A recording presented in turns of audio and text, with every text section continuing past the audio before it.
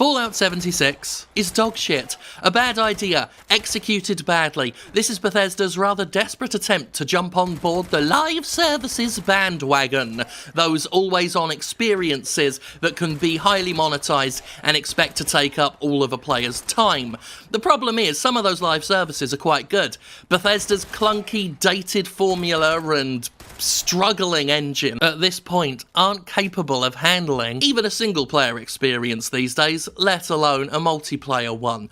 It seemed fairly obvious from the start that Bethesda did not have the experience nor the competence to handle an always-on experience, and all Bethesda's done is justify the cynicism. This is a mess of a game, and yes, I mean a mess even by Bethesda standards, but we'll get to that. The core of the game is, at its very best, boring. This is a dull, lifeless world, devoid of remarkable settlements, devoid of NPCs even. There are some robots dotted about here and there, but most of the game is spent doing shit like this, wandering around, picking up bottles, because that's one of the quests. Not a quest with any real story purpose, nothing that progresses and turns into an interesting narrative. Most of the story is drip-fed to you with audio logs, detailing interesting things that have already happened that you weren't a part of, and you simply get to clean up after. That is the core of the experience. I spent my first several hours in Fallout 76 hoping to get to somewhere, to something to do, a purpose, the reason why I'm doing this, the ends to which I'm doing this. I spent hours thinking, to what end am I wandering around, picking shit up, crafting things, dealing with the constant babysitting situation of a hunger meter and a thirst meter? And the answer is no real end whatsoever. At the very least, I was hoping for a tepid Destiny rip-off, where there'd be some quest givers with all players gathered round and that, but this game couldn't even manage that. At best, this is a copy of Rust, just another empty open world in which players are expected to find their own fun, which is typified with the argument in this game's defence of, it's more fun with friends. Yeah, well, getting your arsehole sewn shut is technically more fun with friends, doesn't make it good. Just like dozens of superior open-world survival games, Fallout 76 expects you to make your own fun because the developers didn't bother putting the fun in themselves. Fallout elements are in here, whether or not they make narrative sense. You've got super mutants, you've got ghouls, you've got robots, but involving storytelling, plot progression, a sense of living in a world that's alive, that's simply not there. Fallout 76 walks like Fallout, it talks like Fallout, but it just ain't Fallout. Every major quest is walk here, collect the thing, walk here, pick up the thing. There's nobody to go meet, nobody to talk to. When I got a message from the mayor of a town, I was excited, foolishly, thinking maybe that's someone, maybe that's something to do.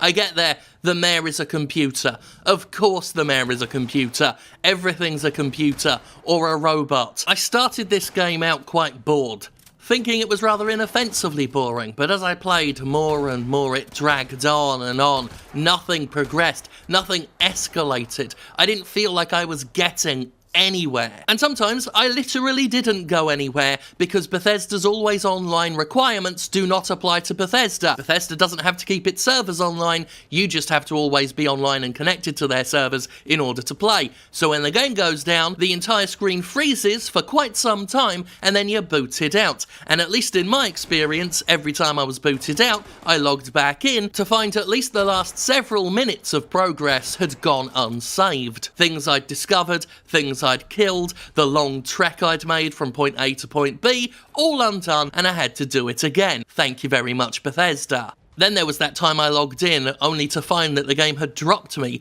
into the middle of a group of enemies and had unequipped my weapons. So I was left there with fists, surrounded by robots, desperately punching my way to some sort of freedom and some sort of space so that I could navigate Fallout's clunky menu system, which you have to do in real time, so that while you're dawdling about trying to find everything, you could get fucking kicked in the arse by some mutant that's just rolled up behind you. On the technical level, this game is an horrific mess, and I can't emphasize enough that when I say that, yes, I am going by the already low standards Bethesda has set in that area. The game suffers from frequent frame rate dips, it frequently stutters and freezes for several seconds at a time. At one moment, I encountered one enemy stood there in a still life pose, just not moving at all, not even basic idle animations. That happens a lot. When I shot it, 6 more enemies just spawned from it, and then I was dealing with a group of monsters. It's not uncommon to see ghouls and scorched enemies stood there frozen in a basic animation T-pose, or to see them in a frozen pose floating about on the floor. The amount of texture pop-in or missing textures is atrocious. This is based on the PS4 version. I'm not using Bethesda's own launcher, though apparently on PC it's just as bad, if not worse. Though apparently PC users have already found a way to maximise the rate at which the game autosaves, so that it's comparable to many online games that have already nailed that, because Bethesda doesn't know what it's doing. But even worse, perhaps the worst part of Fallout 76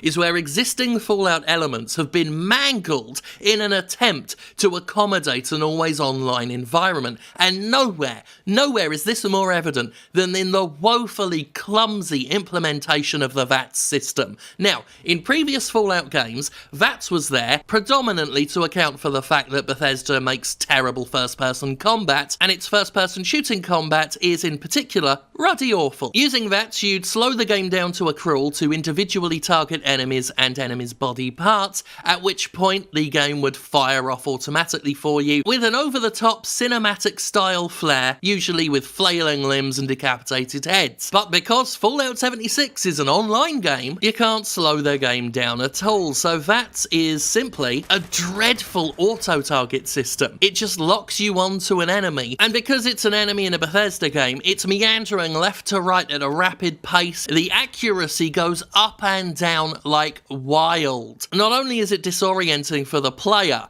that the camera is jittering left to right to keep track of this thing, it can go from a 95% chance to hit the enemy to a 0% chance to hit within nanoseconds, and I mean that, less than a second. It can go from 95 to 0, so you've just got to hit the fire button and hope you've got it in that brief window of time where there's a chance to hit the bloody thing. Astoundingly, I found VATS less accurate than just firing at the enemy manually. At its very best, VATS is useful for snapping your targeting to the enemy so that you can get out of VATS and do the firing without its help. Real-time VATS simply doesn't work properly, and considering VATS is the ground bed for the fucking combat, Fallout 76 itself doesn't work. As a concept, as a product. In order to support an online-only environment, Fallout 76 had to be rebuilt from scratch. It didn't need to be repurposed from Fallout 4 using Bethesda's shitty engine. A lot of Bethesda's clunkiness and quirks are often forgiven because of the sense of world building that's gone on and the storyline. Without that, the game is exposed as a mess, an utter dreadful mess, and a lazy one at that. And I will use the word lazy. This is creatively lazy. I'm not going to deny that work was put into it. Of course people worked hard on it. But it is creatively lazy to take VATS and just to make it work in real time in a way that it doesn't work at all. Rather than directly engage with the problems in taking a Fallout experience and making it online, Bethesda chose instead to wallpaper over them with simplified stopgap measures. Oh, and that new leveling system where you get perks from randomized card packs, yeah, I don't trust that as far as I can throw it. Pretty much any randomized element in a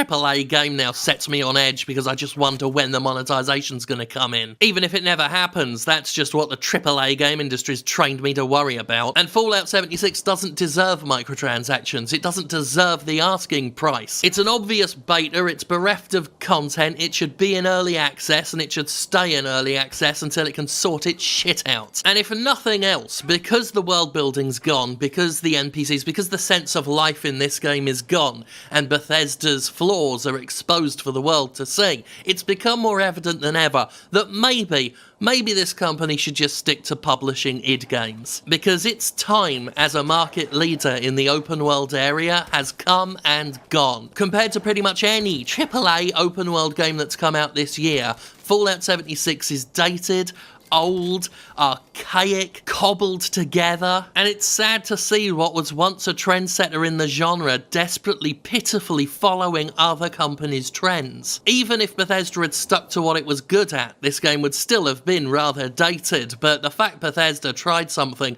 it's not even competent at is absurd. It is dismal, dreary, depressing, devoid of vitality or points of interest. Fallout 76 is a waste of effing time. Sometimes very literally so. Just another barely functional open world survival game to throw on the ever increasing pile. Fallout 76 should have been Fallout 86'd. Aha!